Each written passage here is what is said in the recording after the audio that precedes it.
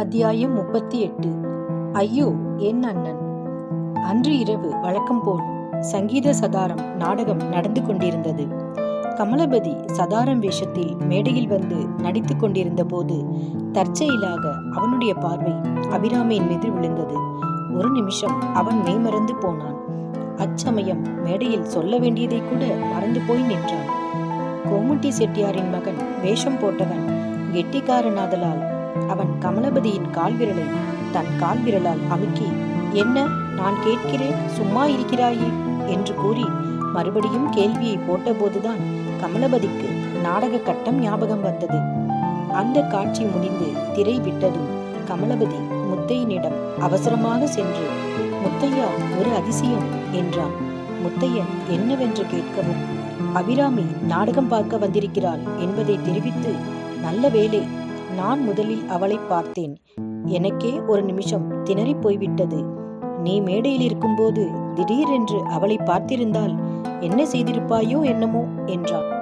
முத்தையன் அளவிலாத ஆவலுடனும் பரபரப்புடனும் மேடையின் பக்கத்து தட்டிக்கு சமீபம் வந்து இடுக்கு வழியாக கமலபதி காட்டிய திக்கை நோக்கினான். அடுத்த நிமிஷம் அவன் கமலபதியை கெட்டியாக பிடித்துக் கொண்டான். அவன் உடம்பு நடுங்கிற்று.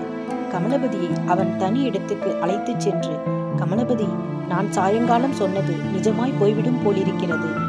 அபிராமியின் பக்கத்தில் இருப்பது யார் தெரியுமா?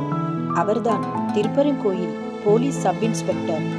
ஏதோ சந்தேகம் தோன்றித்தான் அவர் அபிராமியை இந்த நாடகத்துக்கு அழைத்து வந்திருக்க வேண்டும் என்றான். சர்வோத்தம சாஸ்திரி முத்தையனை பார்த்ததில்லையே தவிர முத்தையன் திருப்பரங்கோயிலில் இருந்தபோது பல தடவை சாஸ்திரியை பார்த்திருக்கிறான். ஒரு ஊரில் சப் இன்ஸ்பெக்டர் உத்தியோகம் பார்ப்பவரை அந்த ஊரில் உள்ளவர்களுக்கு தெரியாமல் இருக்க முடியுமா? நண்பர்கள் இருவரும் கவலையுடனே ஆலோசனை செய்தார்கள். முத்தையன் நாடகம் முழுவதும் நடித்துவிட வேண்டியதுதான் என்று தீர்மானித்தார்கள். அவன் அபிராமியின் பக்கம் திரும்பி பார்க்கக்கூடாது, பார்த்தாலும் தெரிந்தவள் என்பதை காட்டிக்கொள்ளக்கூடாது. வேறு வழி ஒன்றுமில்லை. இப்போது மேடைக்கு வரமாட்டேன் என்றால் எல்லாம் ஒரே குழப்பமாக முடிவதோடு சந்தேகமும் ஊர்ஜிதமாகும் அல்லவா?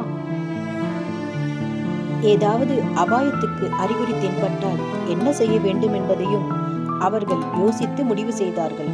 கமலபதி சென்னைக்கு வந்ததும் ஒரு செகண்ட் ஹேண்ட் மோட்டார் கார் வாங்கியிருந்தான். நடிகர்கள் வருவதற்கென்று கொட்டகைக்கு பின்னால் ஒரு தனி வழி இருந்தது. அவனுடைய காரை அங்கேதான் நிறுத்தி வைப்பது வழக்கம். அவசியம் ஏற்பட்டால் முத்தையன் அந்த காரில் ஏறி ஓட்டிக்கொண்டு போய்விட வேண்டியது. அப்புறம் பகவான் விட்ட வழி விடுகிறார். கமலபதி, உன் வாக்குறுதியை மறந்துவிடாதே என்று கடைசியாக கேட்டுக்கொண்டான் முத்தையன். நாடகம் நடந்து கொண்டு வந்தது. சதாரமும் திருடனும் சந்திக்கிறார்கள். திருடன் பாடுகிறான், கண்ணே, உனக்கு பயம் ஏனோ? நீ கவலை கொள்ளவும் விடுவேனா? அடிப்பெண்ணே, பிரமாதம் பண்ணிடாதே, கள்ளப்பிறப்பென்று அவமதிக்காதே. கண்ணன் என்பொரு கள்ளன் முன்னம் கன்னியர் மனங்களை கவர்ந்தான். அவன் கண்ணமிடா இதயமில்லை, காதல் கொள்ளையிடா உள்ளமில்லை. வெண்ணை திருடி அந்த கள்வன் எங்கள் வம்சத்துக்கே வழி முதல்வன். அந்த கண்ணன் குலத்தில் பிறந்தேனே, ஏற்ற கள்ள புருஷனாய் வாய்த்தேனே. கடைசி அடியை பாடும்போது திருடன் தன் முகமுடியை விளக்குகிறான். உடனே சதாரம் மூர்ச்சித்து விழுகிறாள். அதே சமயத்தில் சபையில் குடிக்கொண்டிருந்த நிசப்தத்தை பிளந்து கொண்டு, ஐயோ என் அண்ணன் என்று ஒரு குரல் எழுந்தது. அடுத்த கணத்தில் அபிராமி நிஜமாகவே மூர்ச்சையடைந்து விழுந்தாள். மீனாட்சி அம்மாள் அவளை தாங்கிக் கொண்டாள். சப் இன்ஸ்பெக்டர் ஒரு துள்ளு துள்ளி எழுந்து பின்புறம் நோக்கி சமிக்ஞை செய்தார். உடனே அங்கிருந்த 4 பேரும் எழுந்து விரைந்து சென்றார்கள். இதற்குள் சபையில் பாதி பேருக்கு மேல் எழுந்து நிற்கவும், என்ன என்ன என்று ஒருவரையொருவர் கேட்கவும், காரணம் தெரியாமல் சில பேர் விழுந்தடித்து வெளியே ஓடவும் இம்மாதிரி அல்லோல கல்லோலமாகிவிட்டது. மேடையிலும் திரையை விட்டுவிட்டார்கள். உடுப்பு அணியாத போலீசார் 4 பேரும் வெளியே சென்று அங்கே தயாராய் இருந்த உடுப்பணிந்த போலீஸ்காரர்களையும் அழைத்துக் கொண்டு மேடைக்குள் ஓடினார்கள். அங்கே மூலை முடுக்குகளில் எல்லாம் தேடியும் கூட திருடன் அகப்படவில்லை. கமலபதி கவலை தேங்கிய முகத்துடன் ஆவலுடன் எதையோ எதிர்நோக்குபவன் போல் இருந்தான்.